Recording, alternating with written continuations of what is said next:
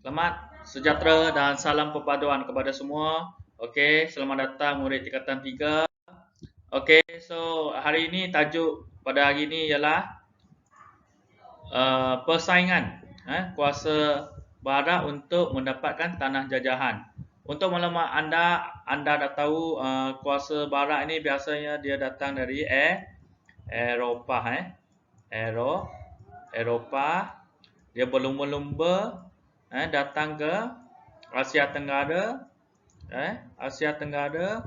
Kemudian kita boleh lihat dalam skop yang kecil, kita lihat tanah Melayu, iaitu negara kita, tanah Melayu. Okey, so dulu tak panggil Malaysia lagi, dulu panggil tanah Melayu, iaitu sekarang punya Semenanjung Malaysia. Okey, so why kuasa barat ni datang ke Asia Tenggara dari perusuk dunia untuk apa? Memiliki tanah jajahan demi kepentingan ekonomi mereka. Mereka nak wang, sebab itu mereka datang ke Asia Tenggara dan ke tanah Melayu. So siapa negara Eropah itu? Negara Eropah itu ialah Sepanyol, Britain, Belanda, Perancis dan Rusia. Muncul sebagai empire masing-masing. Kuasa barat lain seperti Amerika Syarikat, Belgium, Jerman dan Itali ini dia berlumba-lumba untuk mendapatkan tanah jajahan. So di negeri-negeri Melayu, Sabah, Sarawak ni kaya dengan bahan mentah. Bahan mentah, and then nak meluaskan pasaran kilang dia hasil daripada revolusi perindustrian. British bimbang dengan kemarahan kuasa-kuasa barat ke wilayah tersebut. So British ni dia takut, dia nak tanah Melayu ini jadikan tanah jajahan. Dia tak nak bagi orang lain. Okey. And then kita tahu di sini buku teks ada Cikgu ambil dari buku teks saja. Kena ingat ini peta Asia Tenggara. Kamu boleh lihat di sini ini ialah Semenanjung Malaysia sekarang, dan ini panggil Sabah Sarawak. Dulu dia tak panggil Malaysia, dia dulu panggil Tanah Melayu dan Sabah Sarawak. Okey, kita boleh tengok di sini. Anda boleh tengok di sini iaitu Perancis. Perancis di mana? Perancis meluaskan kuasanya di Indo-China. So Indo-China di sini And then Russia berhasrat membuka penempatan di Ujung Salang. Ujung Salang di sini. Okey, ini peta Asia Tenggara And then you tahu Jerman dia dah mendapat Pulau Pinang, Amerika Syarikat sudah berdapat di Terengganu. Pihak pensendirian keluarga James Brooke. Keluarga James Brooke ni dia menguasai Sarawak dah. Di sini Sarawak. Okey. Then pada tahun 1853 hinggalah tahun 1905, keluarga Brooke ni memperluaskan kuasa pemerintahan mereka hinggalah sepadan Brunei. And SBUB, Syarikat Dagang British ataupun Syarikat Borneo Utara British, SBUB. Tolong ingat SBUB ini dia telah membeli wilayah-wilayah Sabah daripada Sultan Brunei dan Sultan Sulu. Sultan Sulu di sini, Sultan Brunei di sini. Siapa yang beli? SBUB. Belanda berusaha mendapatkan Kepulauan Hindia Timur, okay? Sekarang punya Indonesia. And then Portugis berusaha mendapatkan Timor Leste. Portugis iaitu Cristiano Ronaldo, negara Cristiano Ronaldo. Sepanyol menaklukkan Kesultanan Sulu. Sepanyol dah menaklukkan Kesultanan Sulu. Dan British menjadikan Kesultanan Brunei sebagai sebuah negeri naungan British. So lihat di sini sudah ada banyak negara Eropah yang bertapak di Asia Tenggara, termasuklah syarikat persendirian iaitu James Brooke. And then satu syarikat ni, Syarikat Borneo Utara British. Kamu kena ingat di sini. So peta ini menunjukkan alam Melayu dikuasai oleh kuasa barat menjelang akhir tahun abad ke-19 dan awal abad ke-20. Kamu dah kena ingat di alam Melayu ni ramai kuasa barat suka datang alam Melayu disebabkan oleh kekayaan hasil bumi.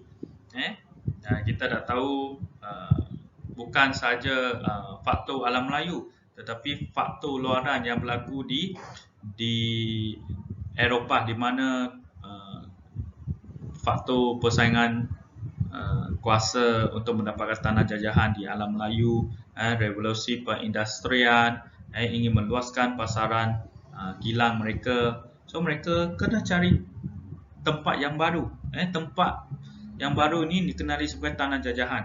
Yang anda boleh lihat setiap negara kuasa barat dia dapatkan tanah jajahan. Contoh saya bagi Jerman dia dapatkan Pulau Pinang. Okey.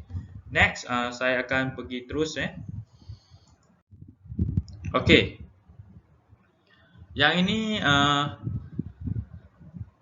strategi kuasa barat untuk meluaskan kuasa di Eropah pun tolong buat indeks yang kedua Tadi mula-mula tu indeks pertama tolong buat, dan kamu jangan lukislah gambar ini.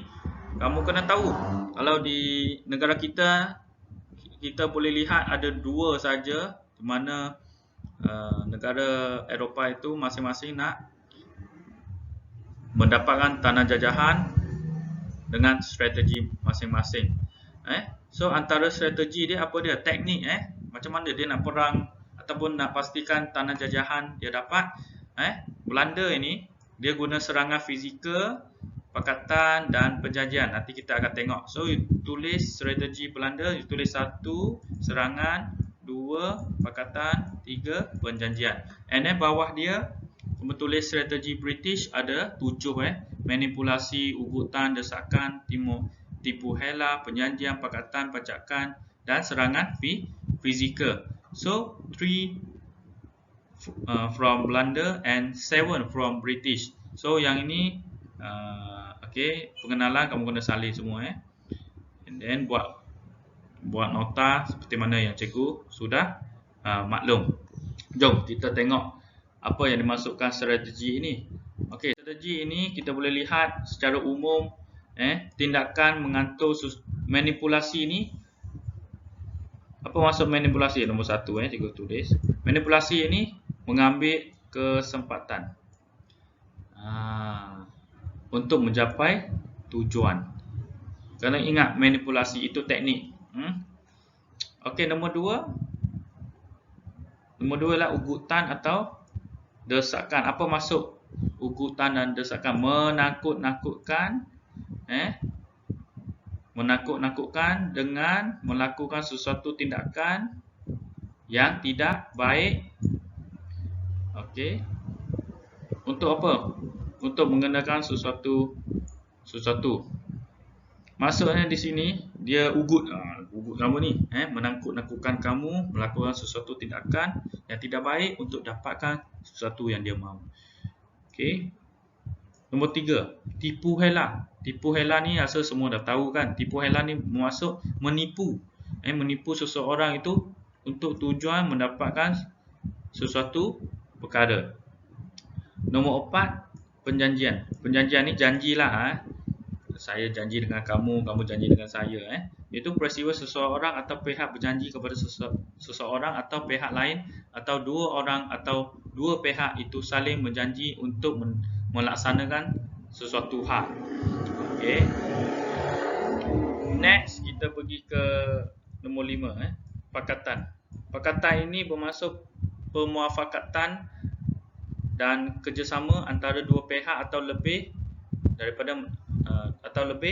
dalam melaksanakan sesuatu perkara. So bekerjasama lah, berpakak-pakak, tolong I atau tolong you, pakatan. And then nombor 6, pajakan. Nombor 6, pajakan. Pajakan ni bermaksud kontrak kuasa atau hak. Ada satu tempoh kontrak yang membolehkan orang lain menggunakan atau menduduki tanah, bangunan dan sebagainya dalam tempoh masa dan dengan bayaran tertentu. So contohnya lah basikal. Saya bajakkan basikal itu secara kontrak. So orang yang mendapatkan kontrak itu boleh guna dalam tempoh sesuatu masa sudah habis tempoh, maka habislah pajakan itu. Kena pulangkan balik kepada tuan dia. Nombor 7 ialah serangan fizikal. Serangan fizikal ni tindakan menyerang lah. Tak cakap banyak lah. Serang terus. Menangkis serangan dan melancarkan serangan balas ke atas pihak lawan. So ketujuh-tujuh strategi ini anda kena salin di dalam buku nota, dan kamu kena buat latihan. Latihan ini bagi Cikgu Chiu, bagi anda mudah sekiranya anda baca betul-betul apa yang cikgu sudah ajar tadi. So yang ni nombor 1, nombor 2, nombor 3 ni saya rasa tak ada jadi masalah lah.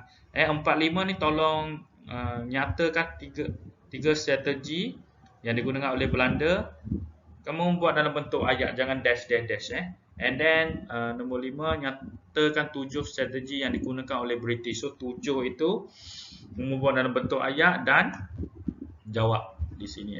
So itu saja untuk hari ini. Hari ini kita ada 2 indeks, tulis elok-elok dalam buku nota dan salin nota. Itu saja dan kita jumpa lagi. Selamat belajarkan diri. Okey. Kita jumpa lagi.